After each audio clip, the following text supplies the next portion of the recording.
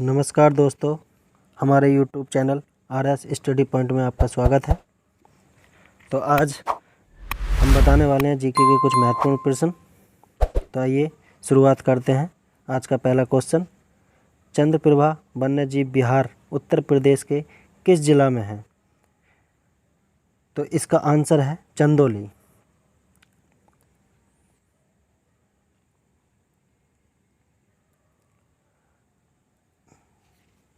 Next question,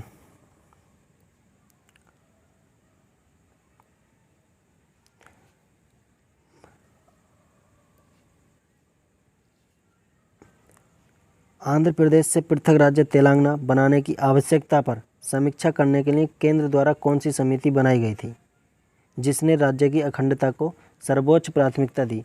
तो देखिए, आपको पता है कि जो आंध्र प्रदेश से पृथक राज्य बनाया गया वो तेलंगाना तो बनाया गया, लेकिन किस समिति के आधार पर बनाया गया, तो उस समिति का नाम बताना है। तो वो समिति है श्री कृष्ण समिति। इसके बारे में और हम व्याख्या करते हैं। तो श्री कृष्ण समिति का गठन केंद्र द्वारा आंध्र प्रदेश से तेलंगाना क्षेत्र को एक अलग राज्य बनाने की समीक्षा करने के लिए किया गया था, जिसने राज्य की अखंडता को सर्वोच्च प्राथमिकता दी थी। आंध्र प्रदेश से अलग होकर तेलंगाना राज्य बना, तो इसकी तिथि ध्यान रखनी है, ये बना था 2 जून 2014 को। और ये किस अनुच्छेद के अंतर्गत आता है जो केंद्र को अधिकार दिया गया है अलग राज्य बनाने का?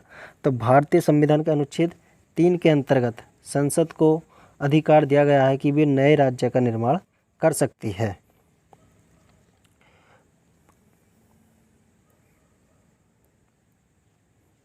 अगला क्वेश्चन, आयकर समिति की किस धारा के तहत आय से कटौती की जा सकती है? तो इसका आंसर है यानी कि धारा 80।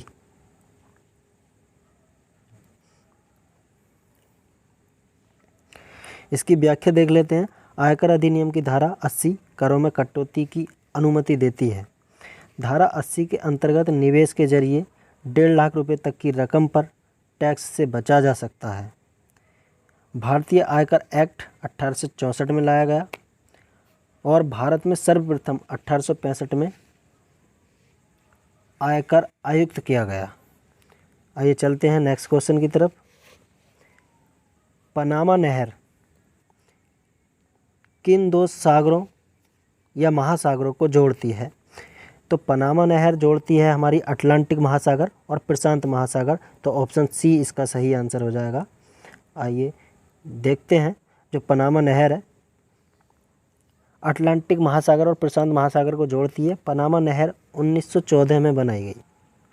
पनामा नहर पर 2000 ईस्वी से पनामा देश का अधिकार है। आइए चलते हैं नेक्स्ट क्वेश्चन की तरफ। 5वां क्वेश्चन, वर्ष 1968 से लेकर अब तक लोकपाल विधेयक संसद में कुल कितनी बार प्रस्तुत हो चुका है? तो 1968 से लेकर अब तक जो लोकपाल विधेयक वो संसद में 8 बार प्रस्तुत हो चुका है। और वर्तमान में जो हमारे लोकपाल हैं वो हैं पिनाकी चंद्र घोष। व्याख्या देख लेते हैं इसकी। लोकपाल विधेयक 1968 से 8 बार संसद में पेश किया गया। भारत में प्रथम प्रशासनिक सुधार आयोग ने लोकपाल की सिफारिश की थी। भारत का प्रथम लोकपाल पिनाकी चंद्र घोष को बनाया गया है। याद रखना है कि जो वर्तमान हमारे लोकपाल हैं वो पिनाकी चंद्र घोष हैं। नेक्स्ट क्वेश्चन,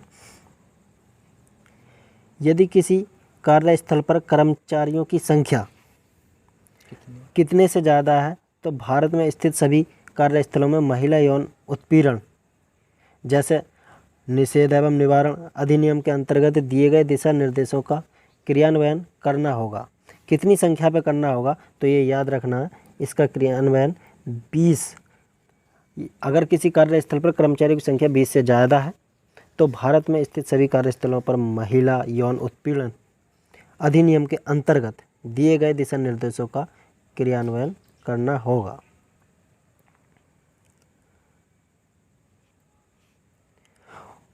और जान लेते हैं कि इस अधिनियम को 9 दिसंबर 2013 से लागू किया गया है। आइए चलते हैं नेक्स्ट क्वेश्चन की तरफ। निम्नलिखित में से कौन सा भारतीय संविधान में उल्लेखित नागरिकों के मौलिक कर्तव्यों के अंतर्गत नहीं आता। तो पढ़ते हैं। देखिए ऑप्शन ए देखते हैं, जिन विचारों ने हमारी स्वतंत्रता के लिए राष्ट्रीय संघर्ष को प्रेरित किया उन्हें संजोना और उनका अनुसरण करना, ये तो अंतर्गत आता है। अन्याय के विरुद्ध आवाज़ उठाना, ऑप्शन सी है। समस्त व्यक्तित्व सामूहिक गतिविधि में श्रेष्ठता प्राप्त करने के लिए सतत प्रयत्नशील रहना, ऑप्शन डी है। संविधान के प्रति निष्ठावान रहना और इसके आदर्शों और प्रतिनिष्ठ राष्ट्रीय ध्वज और राष्ट्रीय गीत का सम्मान करना। तो ये सभी हमारे 3 मौलिक कर्तव्य हैं इसमें, और एक हमारा मौलिक कर्तव्य नहीं है, अन्याय के विरुद्ध आवाज़ उठाना। तो इसका ऑप्शन बी जो है ठीक हो जाएगा, ये हमारा मौलिक कर्तव्य में शामिल नहीं है। और मौलिक कर्तव्य हमारे जो सवाल पूछा जाता है कि मूल संविधान में मौलिक कर्तव्य कितने थे, तो ध्यान रखें मूल संविधान में मौलिक कर्तव्य नहीं थे। मौलिक कर्तव्यों को किस संविधान संशोधन द्वारा जोड़ा गया, तो 42वें संविधान संशोधन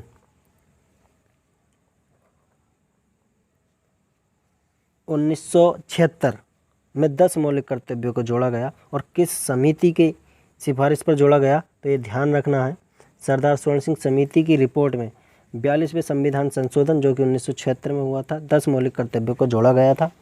11वां मौलिक कर्तव्य 2002 में 86वें संविधान संशोधन द्वारा जोड़ा गया।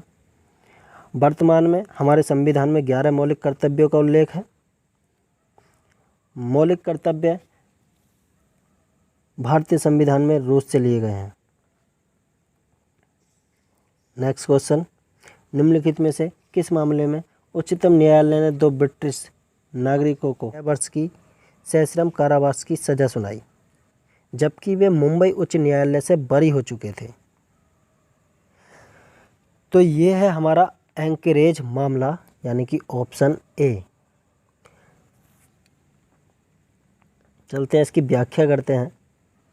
सुप्रीम कोर्ट ने मुंबई हाई कोर्ट के द्वारा 2 ब्रिटिश नागरिकों को बरी कर चुके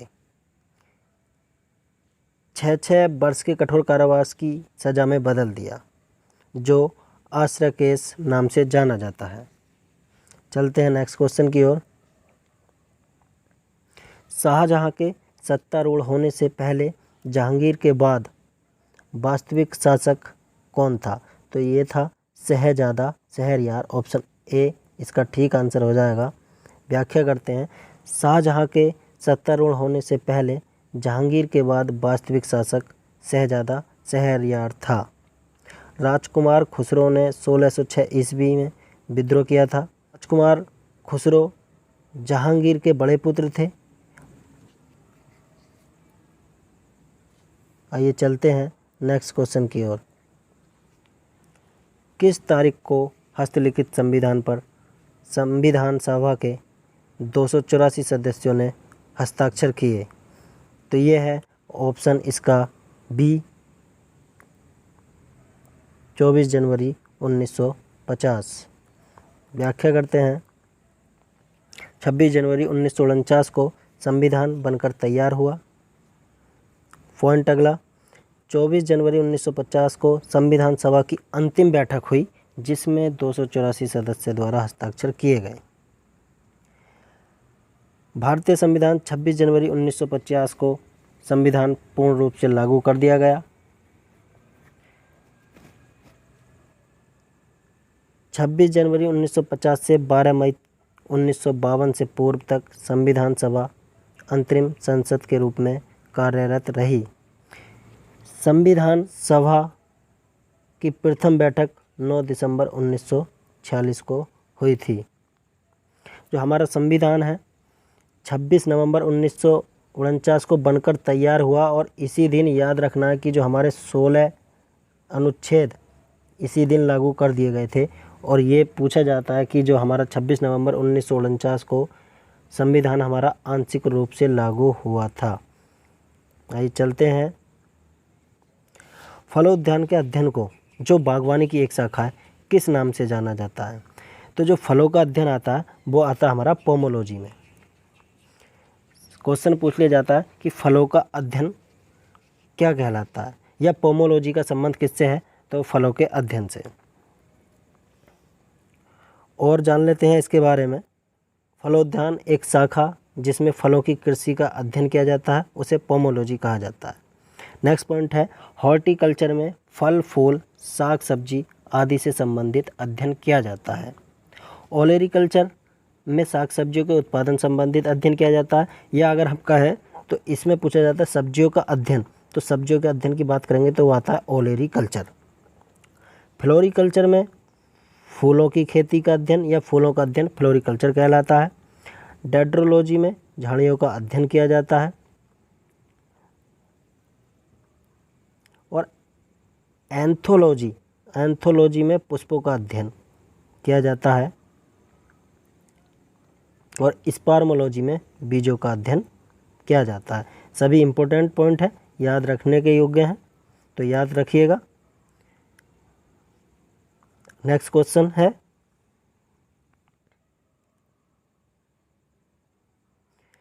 सौर कुकर में सूर्य के अवरक्त प्रकाश को एक बिंदु पर केंद्रित करने के लिए किस प्रकार के दर्पण का प्रयोग किया जाता है? तो ये परवलयाकार उत्तल दर्पण का प्रयोग किया जाता है।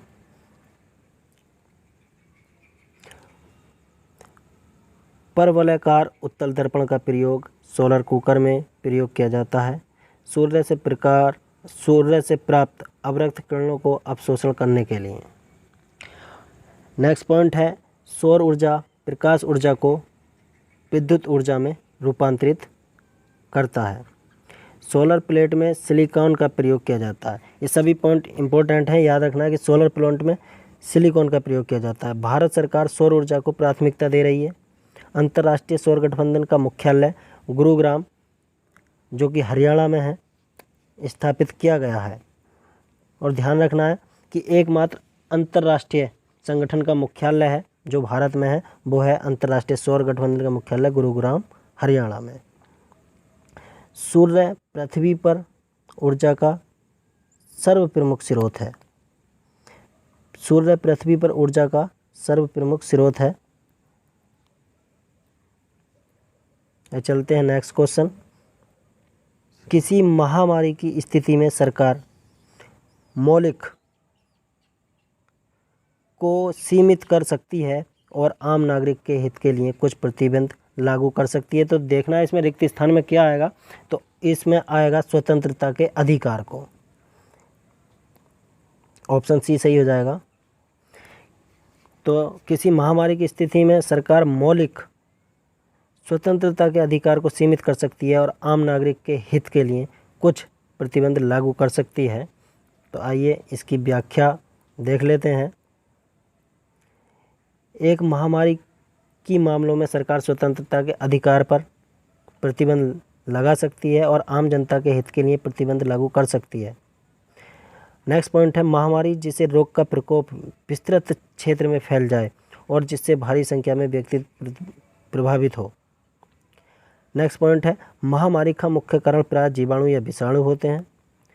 भारतीय संविधान के अनुच्छेद 12 से 35 मौलिक अधिकार से संबंधित है और आपातकाल की स्थिति में राष्ट्रपति अनुच्छेद 20 और 21 को छोड़कर मौलिक अधिकार के किसी भी भाग पर प्रतिबंध लगा सकते हैं। भारत में अब तक कुल आपातकाल 3 बार लागू किया जा चुका है।